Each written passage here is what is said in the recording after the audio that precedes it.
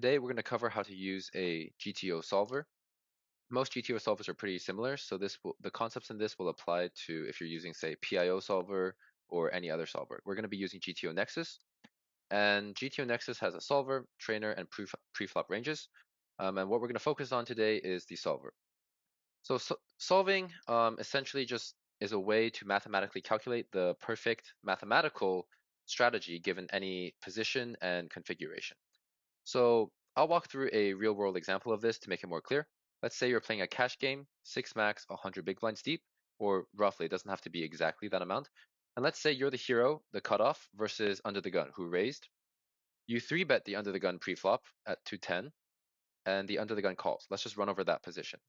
So to solve this, you would take your range, which is the 3-betting range, which you can copy here, go over, and you can see the in position range. You input this here because you're in position against the under the gun. And then for out of position range, you can go back here. And for the under the gun versus cutoff 3-bet in the pre-flop ranges here, you can click copy call. And this is going to copy the calling range of the under the gun.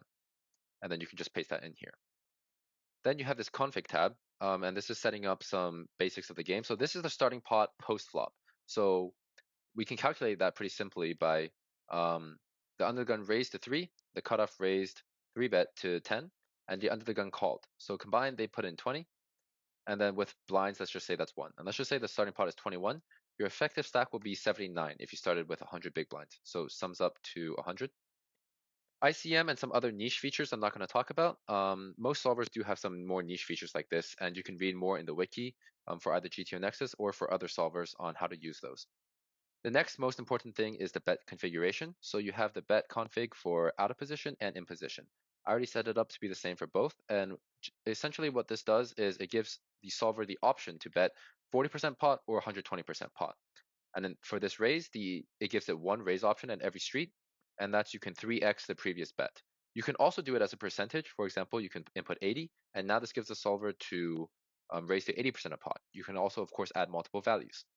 But for bet configuration, if you make it too complicated, it will take longer to solve.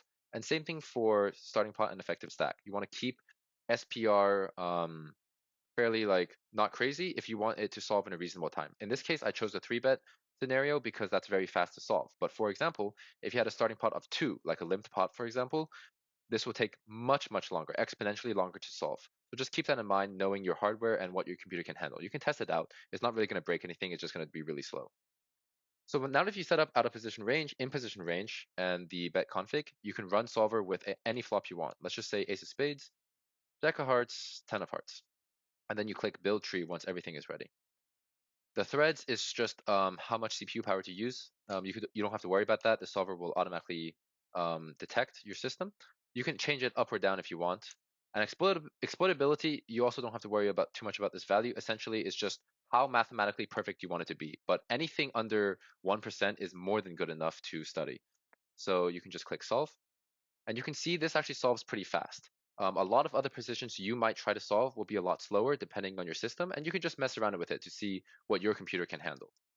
Um, like I said before, this depends mostly on the starting pot and the bet configuration. Once it's solved, you can click strategy, and you can see the strategy at any given point. So you can run through the tree nodes, like let's say under the gun checks to you, you bet, and then under the gun calls, and then you can input a turn. Let's say it's a 2 of clubs, and then you can continue down the line. Let's say they check, you check back, and then river completes a flush and pairs the board. And you can see, you can study all these exact hands, and you can look through the solver and see, okay, like obviously if you have a flush, you bet a lot more than if you don't have a flush for specifically ace-9 suited. You can also analyze this ranges window, which is very standard across many solvers. And this is essentially just comparing the two ranges. My screen is a bit small, so it's a bit mushed, but you can it's a little bit more clear on bigger monitors. And also we have like standard things like an equity graph here that you can use to compare ranges. And essentially you can see the line in blue is out of position, so it's under the gun. And you can see that on this run out, on this river, they have a pretty big range advantage over green, which is in position, us. And that's also why they elect to bet a lot here. But you can see, for example, if you go back to the flop, you can see that actually we had the range advantage here originally. And obviously that's because ace high board, we have a lot of the aces, ace X, we have a lot more than under the gun. And so this is just the super basics of how to use a solver, how to set it up. But for actually studying with it, you have to play around with it, get used to all these tools, and also perhaps watch some other videos online, look at the wiki to see how you can use a solver to fact check your game or study to understand GTO more.